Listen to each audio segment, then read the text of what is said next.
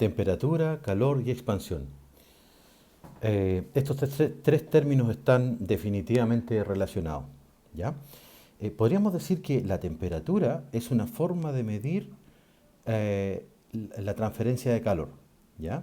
Y cuando un cuerpo, digamos, aumenta la cantidad de energía que ingresa, entonces generalmente se produce una expansión, ¿ya? Vamos a hacer varias diferencias. Por ejemplo, podríamos decir que la temperatura es la forma en la que se mide, vamos a decir, entre comillas, el calor, ¿ya? La temperatura se mide en física, ¿no es cierto?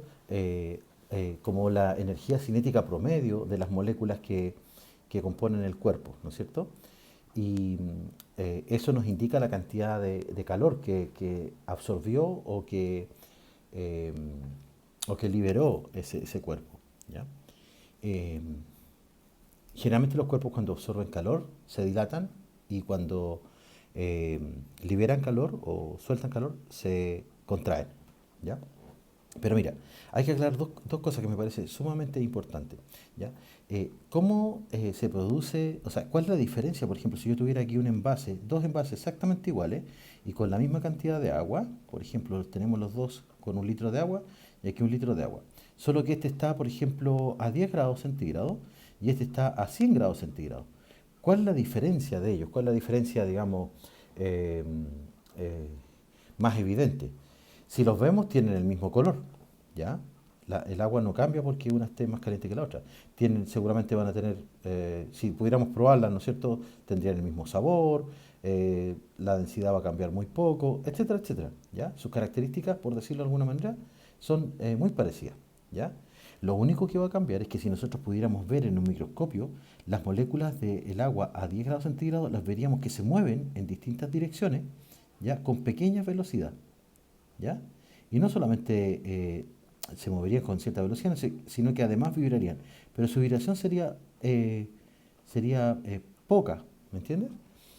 O no poca, sino que menos en comparación a el agua que está a 100 centímetros, a 100 grados centígrados. Es decir, se mueven y su velocidad es mucho mayor. Se mueven en todas direcciones, pero su velocidad es mucho mayor. Además vibran y esta vibración es mucho más intensa, tiene mucho más amplitud y más frecuencia. Por lo tanto, las diferencias son solamente en relación a su energía cinética, cómo se mueven, ¿estamos? A su energía cinética traslacional y rotacional y vibracional, ¿ya? Y nosotros decimos que este cuerpo o esta cantidad de agua que está a 100 grados centígrados tiene más calor. Pero no es que tenga más calor, porque el calor no se puede tener, lo que se tiene es mayor energía interna. ¿Qué es el tipo de energía? Energía cinética, en definitiva, ¿ya? Es decir, esta agua que está caliente tiene mayor energía interna, ¿ya? ¿Y por qué tiene mayor energía interna? Porque absorbió más calor, ¿estamos? Esta absorbió mucho calor y esta absorbió poquito calor, ¿ya? Por eso es la diferencia de temperatura, ¿correcto? Cuando un cuerpo, ¿no es cierto? Supongamos que tenemos una barrita, ¿no es cierto?, que está formada por una sola fila de átomos, ¿ya? Supongamos una barrita de cobre, ¿ya? Y está a una temperatura baja, una temperatura 1, por ejemplo, de 20 grados centígrados, ¿ya?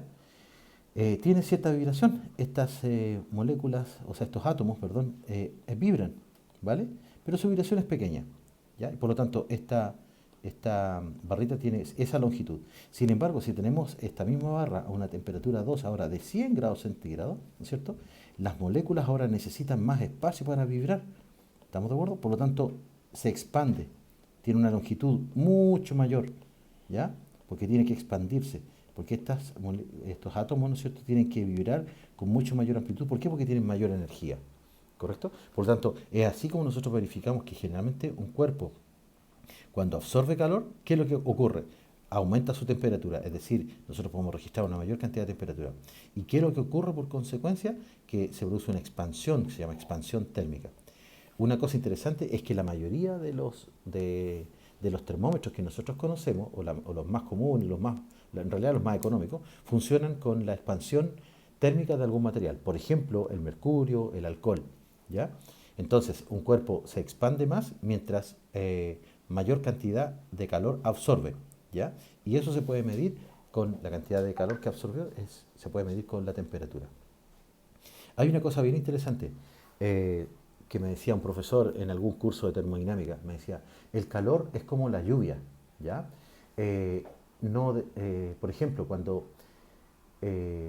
una gota de agua cae desde la nube, por ejemplo, y cae en un lago, ¿no es cierto? Nosotros decimos, está lloviendo o es una gota de lluvia, ¿vale? Pero solamente al agua se le llama lluvia cuando cae desde la nube cuando cae desde la nube, ¿ya? Puede caer en cualquier parte, pero supongamos que cae en el lago. Pero a nadie se le ocurriría decir qué cantidad de lluvia hay en el lago, porque una vez que cae en el lago es agua común y corriente. Entonces, todos los cuerpos tienen su cuota de energía interna. Y cuando nosotros le metemos calor, le inyectamos calor, o este cuerpo absorbe calor, ¿no es cierto? Nosotros decimos, absorbió calor. ¿Y qué es lo que es ese calor? Es energía porque está aumentando su vibración. ¿Estamos de acuerdo? Sus moléculas están aumentando su vibración por cualquier medio, porque yo lo pongo en contacto con otro cuerpo que está más caliente, ¿verdad? ¿Ya? O que tiene mayor temperatura, más bien dicho, ¿no es cierto? Y le traspasa esa energía cinética, esta vibración, estos movimientos moleculares, atómicos y moleculares, ¿no es cierto? Entonces, lo que ocurre es que se está transfiriendo, digamos, energía interna. ¿Cómo? A través de calor. Pero a nadie se le ocurriría ir a buscar dentro de un cuerpo la cantidad de calor que hay dentro de un cuerpo, porque una vez que ingresa al cuerpo, este calor se convierte en energía cinética o energía interna en este caso.